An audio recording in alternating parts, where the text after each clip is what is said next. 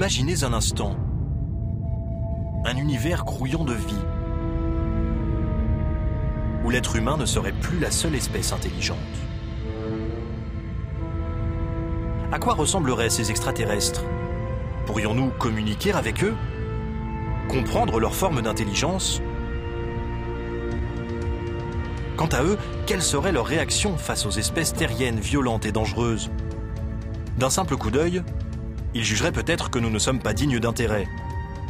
Avec ces espèces primitives, la Terre a des airs de jardin d'enfants planétaires, peuplés d'êtres hargneux et infantiles à l'échelle galactique. Dans ce scénario fantaisiste, ces êtres venus d'ailleurs pourraient aussi nous apporter leurs connaissances scientifiques, probablement inimaginables. Qui sait pourtant si une telle rencontre n'aurait pas une issue fatale? Ce serait peut-être un jour maudit pour l'humanité.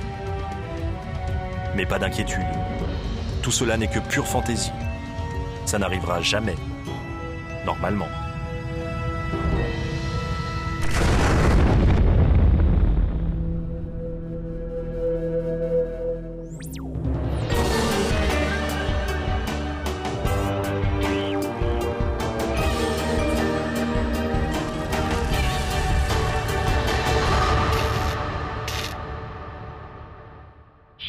Bienvenue dans la Voie lactée, notre environnement quotidien.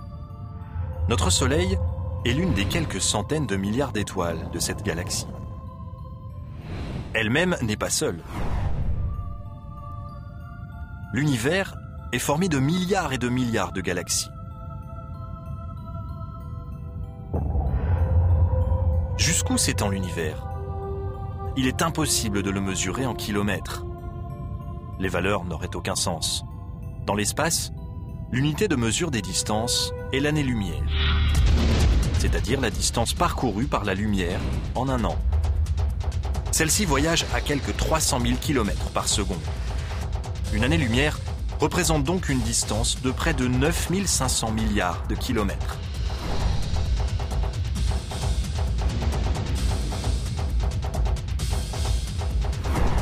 La lumière met 100 000 ans pour ne traverser que notre galaxie. Autrement dit, chaque fois que nous regardons les étoiles, nous remontons le temps. La lumière provenant d'autres galaxies met des millions d'années à nous atteindre. Et celle qui vient des confins de l'univers, des milliards d'années.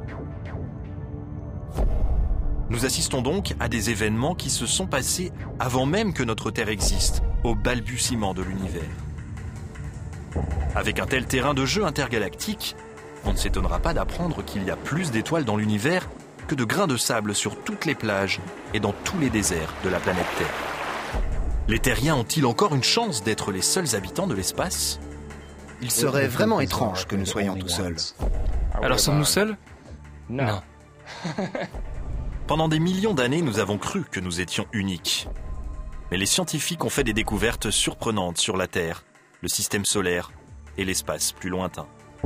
Certains d'entre eux pensent que notre premier contact avec des extraterrestres pourrait avoir lieu dans quelques années. Nous saurons que nous ne sommes plus seuls entre les années 2020 et 2025. Ce sera l'un des plus grands moments de l'histoire de l'humanité. De quoi aura-t-il l'air, il ou elle? Et pourrons-nous distinguer des mâles et des femelles? D'ailleurs, comment être sûr que nous n'avons pas déjà connu une rencontre du troisième type? Selon certains, nous avons eu dans le passé la visite d'extraterrestres. Or, s'ils prennent contact avec la Terre, il est un homme qui souhaite mettre en garde le genre humain tout entier.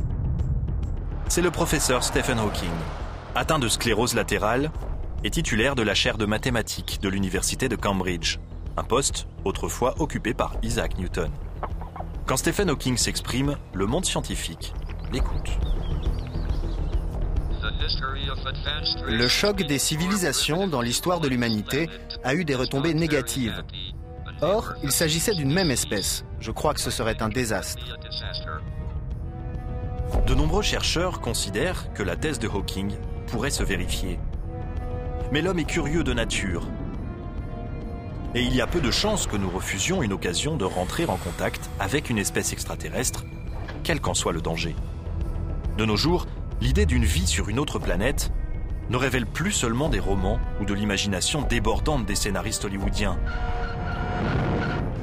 Au contraire, elle s'impose peu à peu comme une quasi-certitude, même pour les plus grands esprits scientifiques.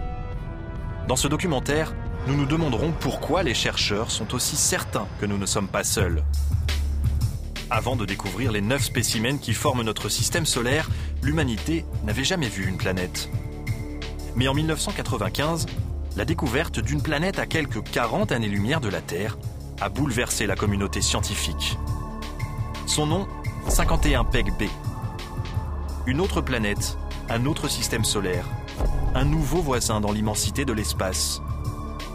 Depuis ce jour, télescopes et ordinateurs se sont mis au travail et ont détecté plus d'une centaine de planètes. Les experts savent que ces trouvailles ne sont que la partie émergée de l'iceberg. L'univers s'étend bien au-delà de notre capacité de représentation. Mais grâce aux outils de recherche récents, les scientifiques peuvent observer plus précisément les objets spatiaux et leurs mouvements. Il existe certainement des millions d'autres planètes dans l'univers qui nous entoure. Nous allons rencontrer Debra Fischer à l'observatoire de Lick, en Californie. Issue de l'université de San Francisco, elle appartient à cette nouvelle génération de scientifiques, les chasseurs de planètes. Grâce à Debra Fischer et à quelques autres spécialistes, on connaît maintenant plus de 130 planètes hors du système solaire. Ça donne un extraordinaire sentiment d'humilité de se rendre compte à quel point notre Soleil est banal. Il a un système de planètes comme toutes les autres étoiles. Beaucoup de gens aimeraient croire que nous sommes uniques, spéciaux, mais je trouve ça naturel et très réconfortant de savoir que l'univers est ainsi fait. Comment découvrir les planètes situées à des années-lumière de la Terre? Debra Fischer observe les étoiles lointaines. Elle surveille leurs mouvements. Si une planète se trouve en orbite autour d'une étoile, elle exerce une légère attraction gravitationnelle sur l'astre. Debra Fischer mesure ces légères oscillations à des milliards de kilomètres de distance. La précision est de l'ordre de quelques mètres par seconde. Un progrès considérable. Mais les planètes qu'elle a découvertes sont toutes des astres géants de la taille de Saturne, par exemple. Pour pouvoir accueillir la vie, une planète doit remplir une liste de critères très stricts. Partant de l'observation de notre système solaire, les scientifiques ont conclu que les petites planètes rocheuses offrent les meilleures chances pour le développement de la vie telle que nous la connaissons. Les éléments chimiques, indispensables à l'apparition de la vie, ont en effet besoin de se fixer sur un support, par exemple une surface solide. Une planète doit également avoir la bonne taille. Si elle est beaucoup plus petite que la Terre, sa gravité ne sera pas suffisante pour retenir son atmosphère qui se contentera de s'échapper dans l'espace. Et ce n'est pas tout. L'emplacement est très important lui aussi. La planète doit être suffisamment proche du Soleil pour permettre la présence d'eau liquide. On pense en effet que l'eau à l'état liquide est essentielle à toute forme de vie. Trop près du Soleil, comme Vénus, dont la température de surface est de 460 degrés, l'eau bout et s'évapore. Trop loin du Soleil, elle gèle. Sur la Terre, on trouve partout de l'eau à l'état liquide. Elle recouvre plus des 2/3 de la planète. Si nous voulons trouver des planètes où la vie peut se développer, nous devons les chercher à une certaine distance de leur étoile, où il ne fait pas trop chaud pour que l'eau ne s'évapore pas, mais pas trop froid non plus pour qu'elle ne soit pas à l'état de glace. On cherche cette zone idéale où l'eau existe sous forme liquide. En juin 2004, des chercheurs européens ont découvert la plus petite planète jamais observée en dehors du système solaire. Elle fait seulement 14 fois la taille de la Terre et pourrait représenter une surface rocheuse. C'est une sorte de super-Terre. Cette surface rocheuse rend possible la présence d'eau à l'état liquide.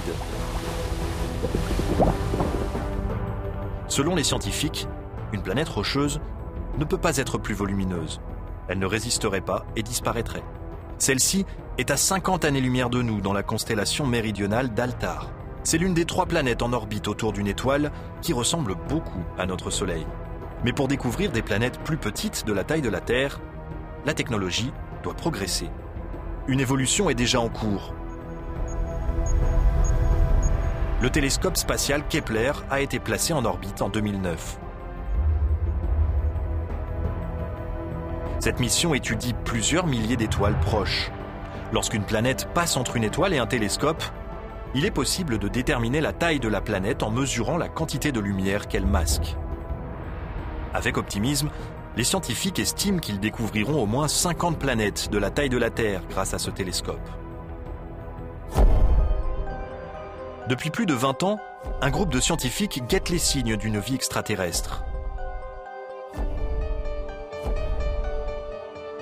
L'Institut SETI en Californie est le berceau de cette recherche. Cet institut pour la recherche d'intelligence extraterrestre rassemble les pointures de la profession qui se sont lancées dans une mission de longue haleine, complexe et sophistiquée. Seth Shostak, astronome en chef de l'Institut, a consacré presque toute sa vie professionnelle à la quête d'une intelligence extraterrestre. Mon intérêt personnel pour cette recherche remonte, je crois, à mon enfance. Je me souviens, quand j'avais 10 ans, j'achetais des livres sur les soucoupes volantes. Pour Seth Shostak et ses collègues, le repérage des extraterrestres passe par la radio. Cela peut sembler primaire, mais la radio est un outil de communication très puissant. Les signaux radio sont des ondes énergétiques qui se propagent dans toutes les directions. Elles se dirigent vers les postes de radio et de télévision, mais s'échappent également dans l'espace. Et ce, depuis 70 ou 100 ans. I have a dream today. It's one small step for man, one giant leap for mankind. The Lucy Show. Oh, you must think I'm a perfect idiot. Nobody's perfect. Elle se déplace à la vitesse de la lumière. Pour relier la Terre à la Lune, un signal met seulement un peu plus d'une seconde. Cela semble rapide, mais si l'on pense aux distances interstellaires en jeu, même la vitesse de la lumière fait figure d'escargot. Si nous recevons demain un message provenant des confins de la galaxie, il aura été émis depuis 100 000 ans. Tandis qu'il y a 100 000 ans sur la Terre, nos ancêtres lointains faisaient leurs premiers pas. Bien des années plus tard, les hommes ont évolué et sont maintenant en mesure de guetter un message venu des étoiles. Où a-t-on le plus de chances de capter un tel message? Sans doute à Arecibo, à Porto Rico, où se trouve l'un des plus grands télescopes radio du monde. L'antenne d'Arecibo se trouve sur un cratère naturel géant. Son diamètre impressionnant est de 305 mètres. Cette antenne est très sensible. Elle pourrait repérer un téléphone portable utilisé sur Jupiter. Depuis 1997, Arecibo accueille le projet Phoenix. L'Institut SETI passe en revue environ 1 millier d'étoiles semblables à notre Soleil à 200 années-lumière de la Terre.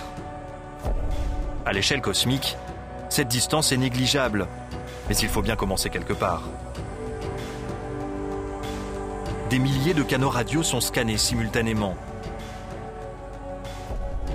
L'univers grouille de bruit radioélectrique, une sorte de bruit blanc spatial. Mais ces signaux, qui peuvent sembler spectaculaires, sont en fait des phénomènes aléatoires. Les oreilles électroniques de SETI sont réglées pour détecter les signaux émis délibérément. Des signaux qui seraient une preuve de vie. Des sons qui sembleraient inhabituels, une voix qui se ferait entendre dans le chaos spatial général. Ce serait sans doute un son continu ou avec une variation très lente, un peu comme le timbre d'une flûte. Un son très pur, en réalité noyé dans un océan sonore. Le résultat ressemblerait à une note de flûte jouée près d'une cascade.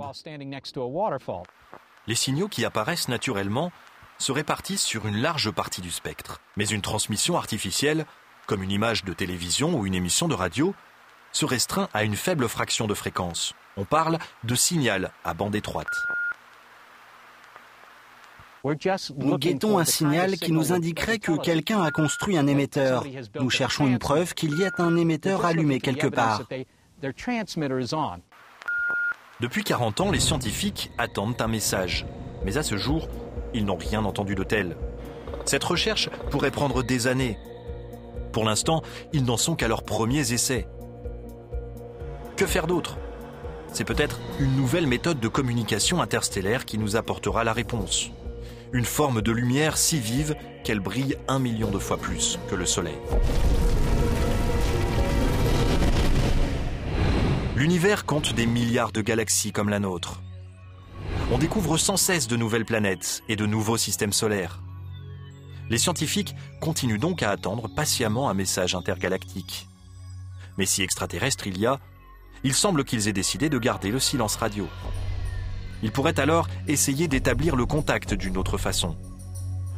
Nous allons rencontrer Dan Wertheimer à l'observatoire de Leuschner, à Berkeley, en Californie. Cet homme est à la recherche d'extraterrestres depuis 25 ans.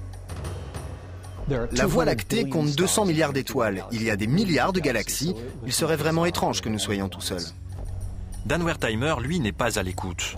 Il observe le ciel en quête d'un signe. Il dirige le programme de recherche SETI de Berkeley, axé sur les signaux lumineux. Ah, il y en a un autre là. Il se passe plein de choses bizarres. Son équipe scrute le ciel à la recherche d'un éclair lumineux très vif qui pourrait ne durer qu'un milliardième de seconde. Les lasers les plus puissants sur notre planète peuvent produire une lumière 1 million de fois plus vive que celle du Soleil. Selon Dan Wertheimer, les extraterrestres pourraient utiliser un laser pour essayer d'attirer notre attention. Il pense qu'ils pourraient tenter de nous envoyer un signal comparable à un code Morse, de courtes impulsions lumineuses. L'avantage des signaux visuels, c'est qu'ils sont dirigés précisément et qu'ils peuvent contenir des masses d'informations. Ils pourraient nous envoyer l'ensemble de leurs connaissances, ils pourraient même nous dire comment atteindre l'Internet galactique et communiquer avec d'autres civilisations dans la galaxie. Mais comment les scientifiques pourront-ils différencier le rayonnement des étoiles d'éventuels signaux lumineux? Un rayon laser qui émet pendant seulement 1 milliardième de seconde enverrait au télescope une lumière bien plus vive que celle d'une étoile. La différence serait de l'ordre de 10 photons, soit 10 particules lumineuses. C'est très rare venant d'une étoile, même très brillante, de détecter au télescope autant de photons en 1 milliardième de seconde. L'équipe s'attarde sur chaque étoile pendant 1 minute. En l'absence d'éclairs lumineux, elle passe à l'étoile suivante. 10 000 astres ont ainsi été étudiés. Et jusqu'à présent, Dan Wertheimer n'a pas détecté la lumière qu'il recherche. La technologie évolue très vite. Les télescopes s'améliorent tout comme les détecteurs. Nous pouvons observer de plus en plus d'étoiles. Au bout du compte, nous verrons des centaines de millions d'étoiles et nous pourrons sonder l'ensemble du plan galactique. Mais pour l'instant, les terriens en sont à leurs premières expérimentations et ils commencent seulement à apprendre comment communiquer avec les extraterrestres. Dans les années 60, le scientifique britannique et prix Nobel Anthony Hewish pensait avoir détecté un signal extraterrestre. À partir de ces récepteurs radio aux allures de corde à linge, cet homme et son équipe ont capté une succession régulière d'impulsions espacées d'1 seconde environ. Ce signal paraissait absolument extraordinaire parce que c'était une série d'impulsions très courtes. Comme si nous avions affaire à une étoile qui émettait des éclairs lumineux. Or, les corps astronomiques ne font pas cela. Quand on capte des signaux artificiels venus de l'espace, l'une des possibilités à étudier, c'est bien sûr qu'il s'agisse d'une intelligence venue d'ailleurs. Pour rire, nous les avons appelés signaux PHV, pour petits hommes verts. Personne n'y croyait vraiment, je pense, mais nous avons tout de même envisagé cette possibilité. On a vite oublié les petits hommes verts. Anthony Hewish s'est rapidement aperçu que sa découverte provenait d'une source naturelle.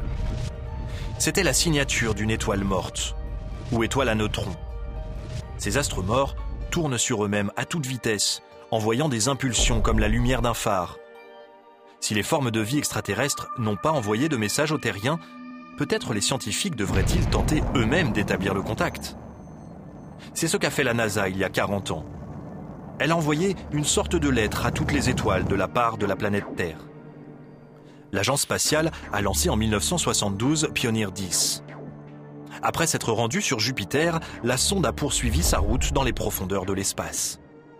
En 2004, elle était à près de 13 milliards de kilomètres de notre planète et en direction de l'étoile rouge d'Aldébaran dans la constellation du Taureau.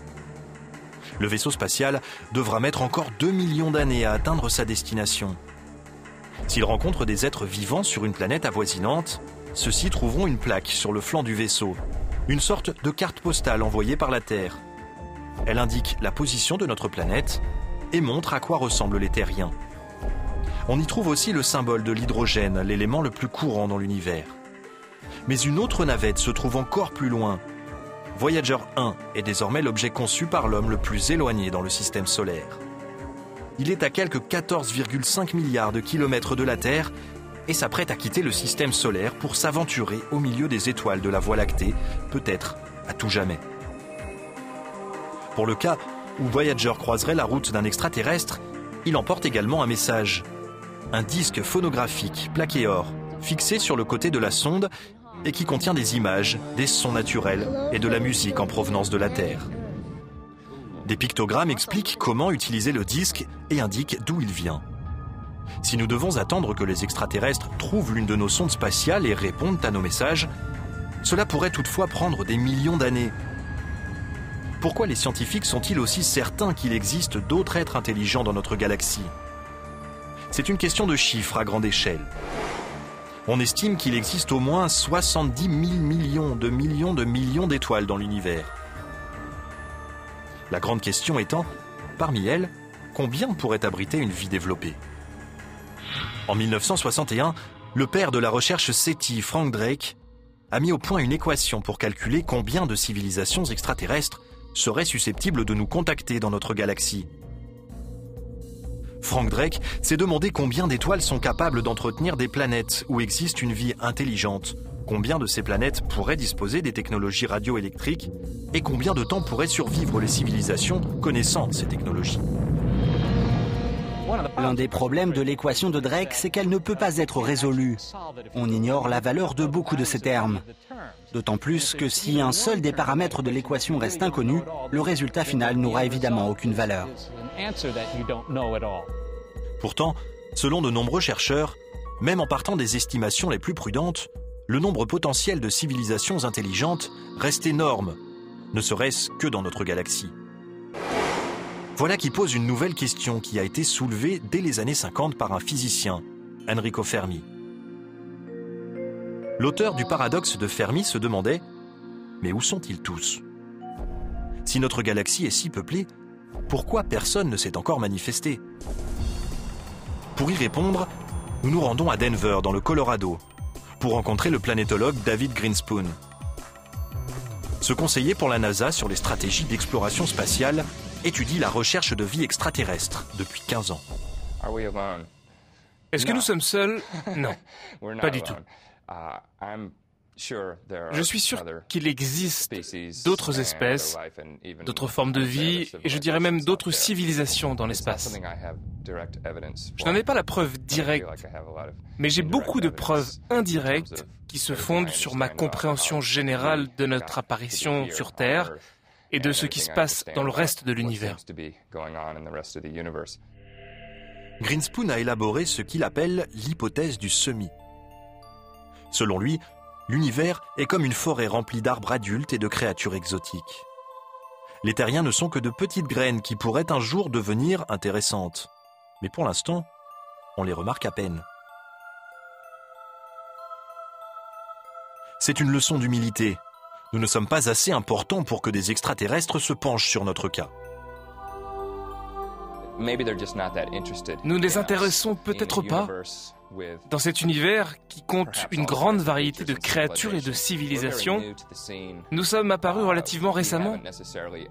Nous n'avons pas forcément accompli grand-chose qui permettrait de nous distinguer aux yeux des habitants d'ailleurs. Peut-être y a-t-il une autre réponse au paradoxe de Fermi. Tout simplement, l'immensité de l'espace. Même pour un extraterrestre très intelligent, les lois de la physique demeurent un obstacle de taille au déplacement interstellaire. Il y a un siècle, Einstein calculait qu'il était impossible de se déplacer plus vite que la vitesse de la lumière. Pour franchir cette limite, il faudrait une quantité d'énergie infinie. Même si un vaisseau extraterrestre pouvait s'approcher de la vitesse de la lumière, les chercheurs estiment que pour chaque kilogramme que pèserait le vaisseau, il faudrait 1 milliard de litres de carburant. Mais faute d'avancer au moins à la vitesse de la lumière, un voyage dans la galaxie prendrait des millions d'années. Mais qui sait, les extraterrestres se contenteront peut-être de se déplacer à des vitesses plus modestes, car ils auront peut-être une durée de vie plus longue que les humains. Même sur Terre, on trouve des formes de vie dont la longévité dépasse de très loin celle des hommes. Ainsi, les séquoias de Redwood peuvent vivre 2000 ans. C'est une erreur de penser que les autres espèces devraient forcément accomplir leurs actions à l'échelle d'une vie humaine. Et si le voyage durait 1000 ans ou 10 000 ans? Je crois que c'est du chauvinisme, une sorte de chauvinisme qui frappe notre conception du temps. Si on ne peut pas faire une chose en un siècle ou deux, alors on considère que c'est impossible. Ce chauvinisme frappe peut-être aussi notre vision de l'environnement. Nous avons du mal à imaginer comment la vie peut subsister dans des conditions inhabituelles. Pourtant, on trouve sur Terre toutes sortes de milieux étranges.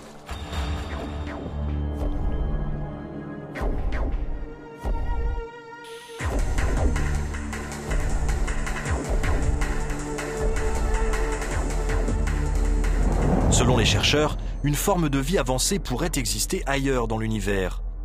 Mais nous n'en avons aucune preuve à ce jour. Cependant, les scientifiques font sans cesse des trouvailles étonnantes sur la Terre elle-même. Ils découvrent des formes de vie microscopiques dans les endroits les plus inhospitaliers de la planète. Si la vie peut s'épanouir ici dans les conditions les plus extrêmes, on comprend mieux qu'elle puisse se développer ailleurs dans notre galaxie. Pourtant, si nous trouvons la preuve d'une vie microbienne beaucoup moins évoluée que la nôtre, en quoi cela nous intéresse-t-il ? Les microbes ne peuvent pas nous dévoiler les secrets de l'univers puisqu'ils ne parlent pas. Le planétologue David Grinspoon pense cependant qu'une telle découverte pourrait avoir un impact de première importance. Si nous découvrons une présence vivante n'importe où dans notre propre système solaire, nous saurons alors que l'univers est très fertile et qu'il est normal pour une planète d'abriter la vie. Par conséquent, il y aura des quantités d'espèces intelligentes dans l'espace dont certaines voudront communiquer avec nous. Voici Penny Boston, astrobiologiste. Elle passe ses journées dans les endroits les plus hostiles et les plus sombres de la planète. Ce qu'elle y cherche, des extrémophiles, c'est-à-dire des microbes capables de proliférer dans des milieux où la plupart des autres organismes n'y survivraient pas. À partir de ces milieux extrêmes sur Terre, nous essayons en fait d'écrire un guide pratique des micro-organismes pour des planètes où nous ne sommes jamais allés, pour des organismes dont nous ignorons encore l'existence. Les grottes de Carlsbad, au Nouveau-Mexique, comptent parmi les plus profondes du continent américain. Qu'est-ce qui pourrait survivre ici sans la lumière du soleil? Tout est sombre, et pourtant nous ne sommes pas seuls. Penny Boston a découvert des microbes qui se nourrissent en même temps qu'ils grignotent la roche pour avancer.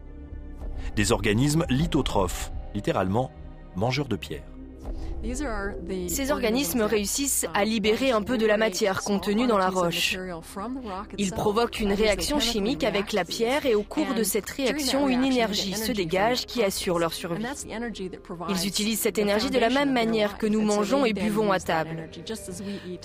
Donc, ils ont la capacité de survivre dans un environnement sans nourriture. Et c'est cela qui nous intéresse, tout particulièrement. D'ailleurs, ces microbes extrémophiles ne se contentent pas de prospérer dans les systèmes souterrains. Voici le lac Mono, en Californie. Sous ses airs enchanteurs, il renferme une teneur en sel 3 fois plus élevée que celle de l'eau de mer. Un poison pour l'homme, mais une aubaine pour la vie microbienne qui y prospère. Les extrémophiles supportent aussi très bien les grands froids. Nous sommes en Alaska. Le Fox Tunnel est un environnement extrêmement froid. Pourtant, contre toute attente, on trouve ici des micro-organismes emprisonnés dans le permafrost qui peut rester gelé pendant des millions d'années. Ils sont toujours vivants. En les réchauffant, les chercheurs espèrent ranimer ces organismes endormis. Nous devons stimuler notre imagination dans tous les domaines possibles pour se représenter les limites de la vie. Ainsi, nous serons bien mieux préparés à reconnaître une forme de vie quand nous la verrons, qu'elle soit dans notre système solaire ou au-delà.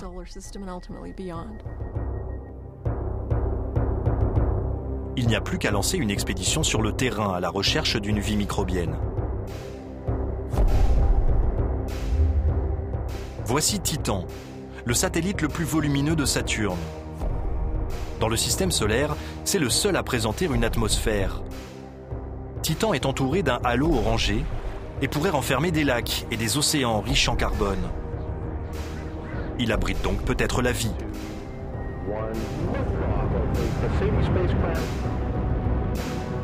Pour en avoir le cœur net, la NASA a lancé une mission vers Saturne et son satellite.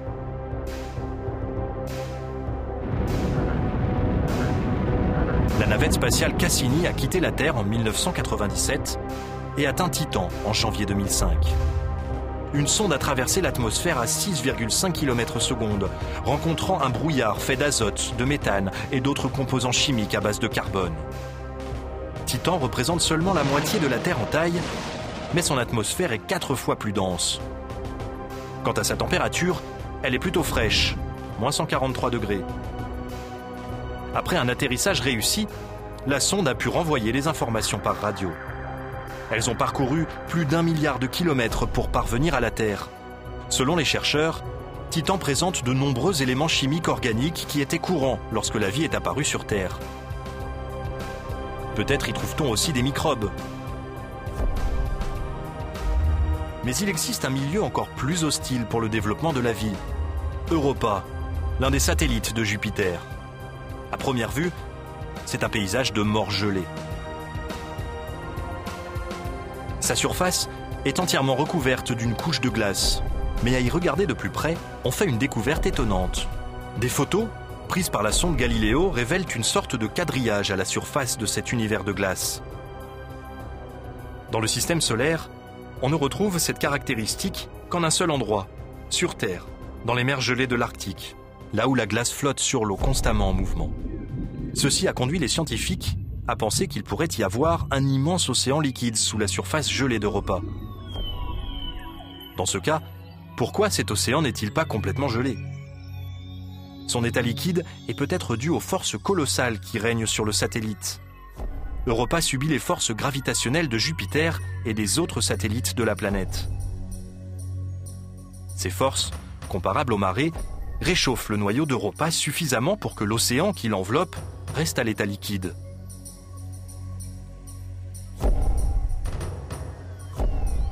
La NASA espère approfondir son exploration des mystères du satellite. On pense notamment envoyer un orbiteur pour explorer sa surface. Il confirmerait la présence ou non d'un océan sous la glace.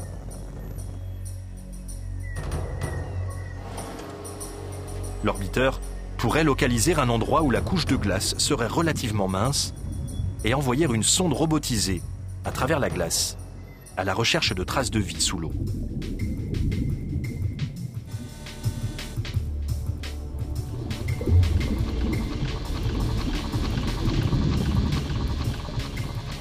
Ce robot aquatique retransmettrait alors des images numériques, tout en parcourant l'océan.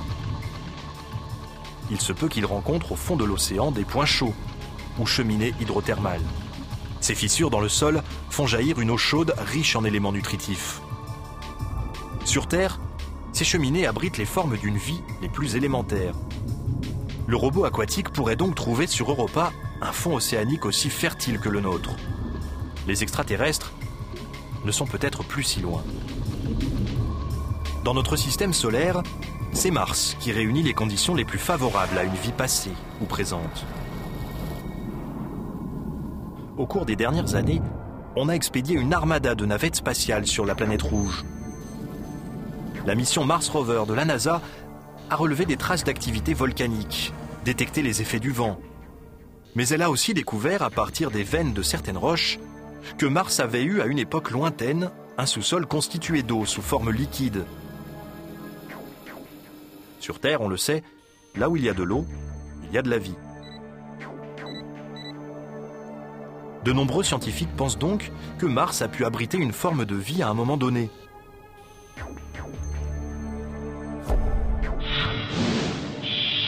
Au fil des preuves collectées sur notre planète et dans tout le système solaire, les chercheurs en ont conclu qu'il existe bien une vie ailleurs dans notre univers. Mais à quoi ces extraterrestres peuvent-ils bien ressembler ?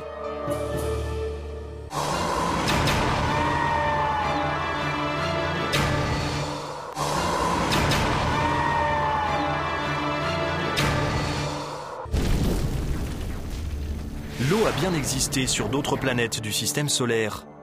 Des signes de vie évidents ont été décelés.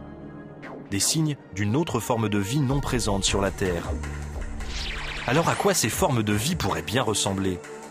Pour montrer des êtres venus de l'espace, on s'est longtemps contenté à Hollywood de créer des costumes pour des acteurs.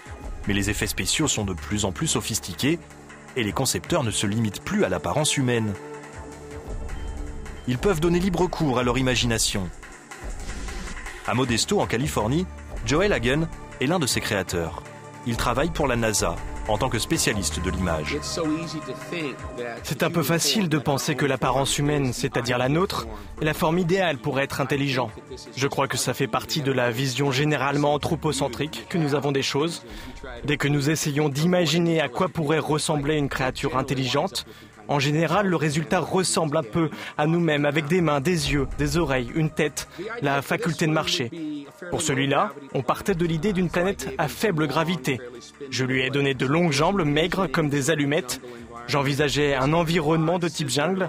C'est pourquoi il a cet appendice bizarre qui fait penser à des ciseaux. Ça lui permet de s'accroupir complètement, de lutter contre le vent, d'agiter ses ciseaux très haut pour attraper les objets qui l'entourent. Retour sur la Terre. Beaucoup estiment qu'il est inutile de partir à la découverte d'autres planètes pour chercher les traces d'une intelligence extraterrestre. Un sondage a montré que plus de 50% des Américains pensent que notre planète a déjà été visitée par des êtres venus d'ailleurs. Est-il possible qu'ils aient raison ? À Wiltshire, au sud de l'Angleterre, on a constaté un été d'étranges phénomènes dans les champs de blé. Le phénomène des crop circles, ou cercles dans les cultures, était né. On a pensé que ces motifs sophistiqués servaient de piste d'atterrissage à des vaisseaux venus de l'espace. Certains ont suggéré qu'il pourrait s'agir de messages laissés par des extraterrestres ou des restes de systèmes de navigation qu'ils auraient utilisés. D'autres encore ont imaginé qu'ils étaient peut-être le fruit de vents particulièrement violents. Pour donner une certaine crédibilité à cette idée, on l'a appelée la théorie du vortex de plasma. Selon John Lundberg, l'explication est tout autre. Pour lui, ces cercles concentriques sont un canular. Comment le sait-il ? Parce qu'il est lui-même l'un des champions dans ce domaine. On lui doit à lui et à son équipe certains des motifs les plus élaborés. Nous voulions réaliser des cercles d'une taille et d'une complexité telle que les gens auraient du mal à croire qu'ils étaient l'œuvre de l'homme. Allez, pour nous prouver une bonne fois pour toutes qu'il est l'auteur de ces drôles de formes, John Lundberg a bien voulu réaliser l'un de ces cercles sous nos yeux. Il faut compter environ 90 minutes. On commence par délimiter la circonférence du cercle. John utilise un ruban de 90 mètres pour circonscrire le motif qu'il a créé auparavant sur ordinateur. L'arme secrète du faiseur de cercle ?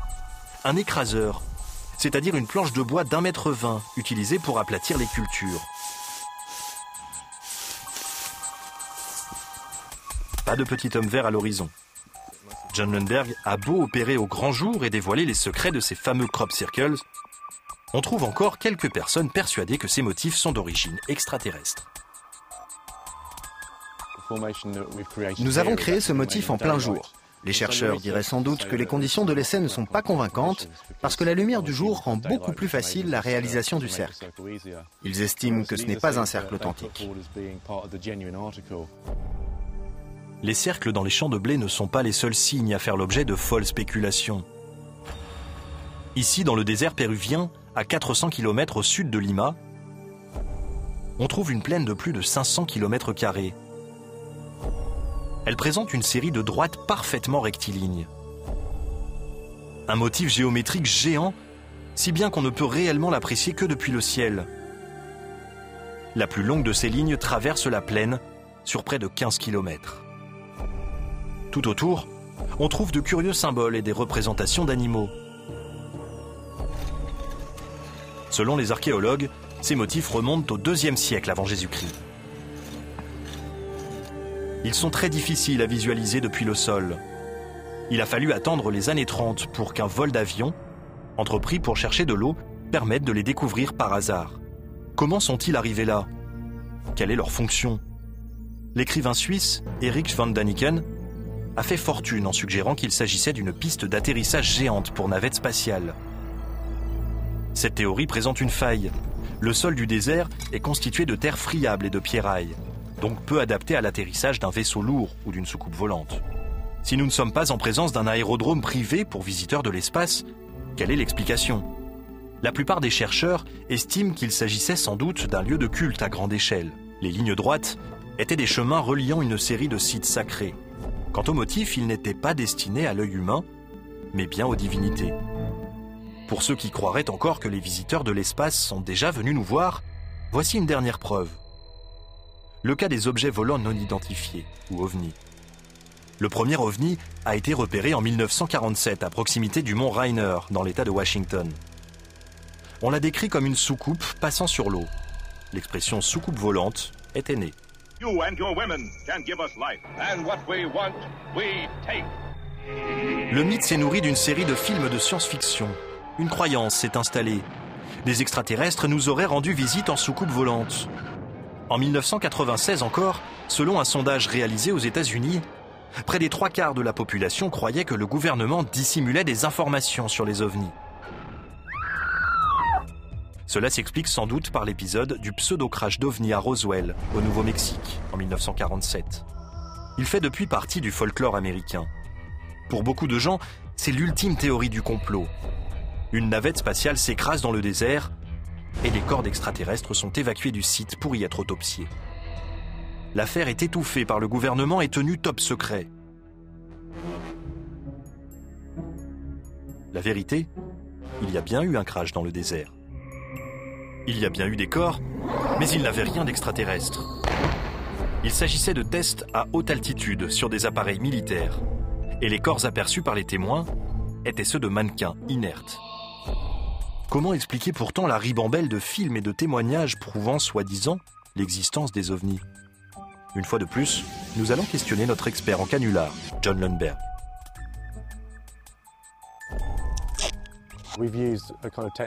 Voici une technique qui a certainement été déjà utilisée par le passé pour réaliser de faux ovnis. Il s'agit simplement de construire une maquette à l'échelle réduite et de la suspendre à un crochet par du fil de pêche pour qu'elle ait l'air de flotter dans le ciel au milieu des nuages au-dessus de ce paysage. Honnêtement, c'est très facile. On le fait sans difficulté.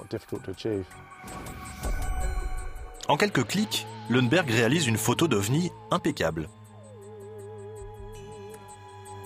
Certains pourtant ne voudront jamais admettre que ce genre d'image est l'œuvre de petits farceurs. Si vous vous dévoilez, si vous expliquez que vous avez voulu faire une farce, le grand public vous considère tout de suite comme un hérétique qui attaque un système de valeurs. Et tout le monde redoublera d'efforts pour démonter votre canular et vous décrédibiliser. Il n'existe donc aucune preuve sérieuse d'une visite d'extraterrestres sur notre planète. Mais la communauté scientifique pense qu'il y a peut-être eu un contact de cet ordre en une occasion.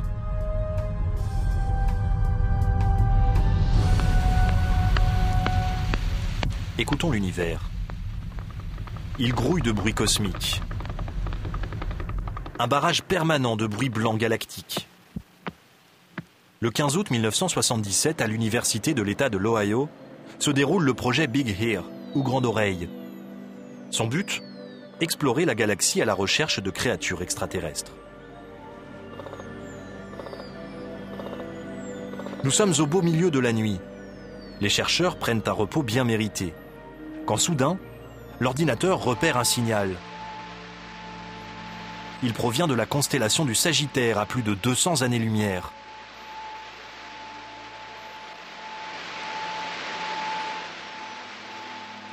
Pour produire ce son, il a fallu avoir recours à une technologie. C'est peut-être l'indice d'une vie intelligente. Il dure 72 secondes avant de s'éteindre. Le graphique imprimé par l'ordinateur paraît extraordinaire au premier scientifique qui en prend connaissance. Il écrit ce simple mot, « Wow ». Mais le signal « Wow », le nom lui est resté, ne s'est jamais répété. Les chercheurs ont récemment pointé en direction du signal WOW les antennes du Very Large Array dans le Nouveau-Mexique, un complexe de radioastronomie. Mais rien n'est venu rompre le silence. Cet événement demeure l'un des moments d'astronomie les plus excitants et les plus mystérieux. Un jour, dans quelques milliers d'années, on pourrait se rendre compte qu'il a marqué le début d'un nouveau chapitre de l'histoire de l'humanité. Mais peut-être sera-t-il simplement enregistré comme une nouvelle erreur due à l'informatique. Pour l'instant, il reste un mystère, riche en possibilités fascinantes. Il demeure tout à fait possible qu'on ait détecté, avec le signal WOW, une forme d'intelligence extraterrestre. Pour moi, le scénario imaginaire idéal, c'est qu'il s'agit d'une bribe de conversation entre deux extraterrestres qui ne nous étaient pas destinés. Mais comme nous étions au bon endroit, au bon moment, nous l'avons entendu par erreur. Le signal WOW ne s'est jamais reproduit. On peut toutefois imaginer que des extraterrestres continuent à émettre des signaux.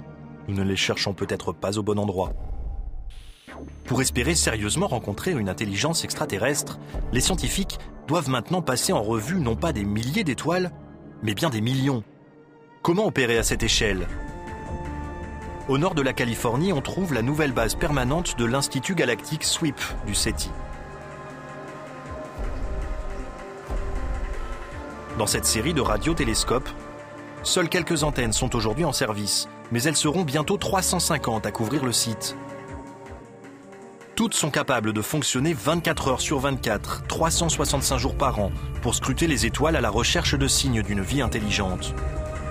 Les recherches du SETI ont commencé il y a plus de 20 ans. Depuis, des milliers d'étoiles ont été passées en revue. Grâce à ces nouveaux appareils, l'Institut SETI sera capable d'explorer des millions d'étoiles au cours des 2 décennies à venir. Avec de telles possibilités, l'astronome en chef de l'Institut, Seth Shostak, est pour la première fois suffisamment confiant pour se prononcer sur ce programme. Au vu des possibilités de ce télescope et du nombre de systèmes solaires qu'il va explorer dans les 20 années à venir, je crois que nous devrions entendre des extraterrestres d'ici à 2025. Tout devrait s'accélérer dans les 5 dernières années. Nous saurons que nous ne sommes plus seuls entre 2020 et 2025.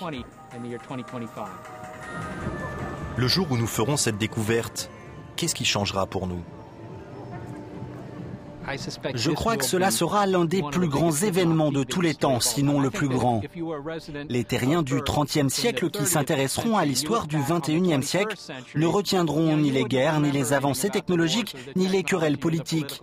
Ils verront en revanche que c'est le siècle où l'on a fait exploser ce mur qui isolait notre planète et découvert qu'il y avait d'autres êtres dans l'espace. Un signal provenant d'une espèce venue d'ailleurs bouleversera-t-il vraiment nos vies ? Si, comme le pensent la plupart des scientifiques, aucun extraterrestre ne se rend jamais sur la Terre, les experts en seront peut-être pour leurs frais. Ce serait frustrant d'une certaine façon d'apprendre qu'ils existent, mais qu'il ne pourra y avoir aucune communication à double sens parce qu'ils sont trop loin. Mais je crois que dans ce cas de figure, l'impact serait considérable parce qu'on saurait à partir de ce moment-là qu'il y a quelqu'un dans l'espace. Certains chercheurs pensent toutefois qu'il faut se méfier d'un éventuel contact avec des extraterrestres. Écoutons le professeur Stephen Hawking de l'université de Cambridge, l'un des plus brillants astronomes au monde.